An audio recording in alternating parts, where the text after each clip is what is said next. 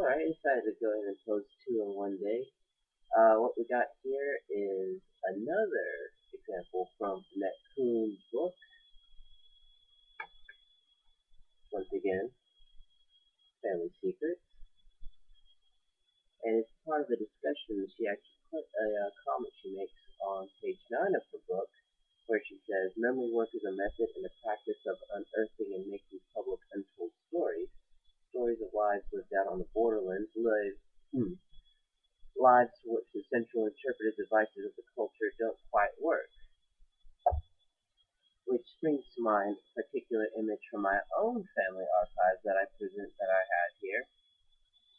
And it's something special that's always been in the family whenever it's been brought up, and it's namely of my aunt, who at one point in the 80s was the bodyguard for Michael Jackson. Now, when I was growing up, a lot of people never believed this because I had no real proof until I found the photograph one day when I was really young in the bottom of my grandfather's old stereo. And I brought it to class, and it put a lot of people to understand that I really was not making this up when they saw this picture. And I told show you as well.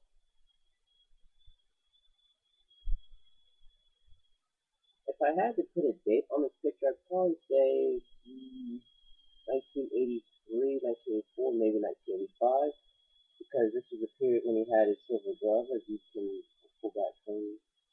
You can't see it too well, but it's there. And oh yes, my aunt's the one in the right here. I'll try to adjust this. That's my aunt Auntie maybe. And as you can tell here, here's Michael Jackson. And it is an untold story because not a whole lot of people know about that outside the family.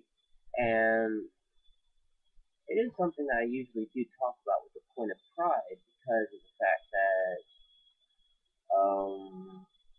not only was somebody like my aunt, who's probably the most genial, down to earth person that you could ever meet, meeting such a global superstar such as Jackson, it also shows that she's never really bragged about it.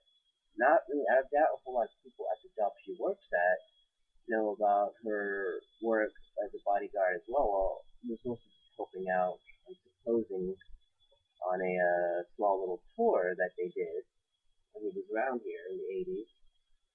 But it's one of those little things that Coon does mention as far as unearthing untold stories about the family and about the past.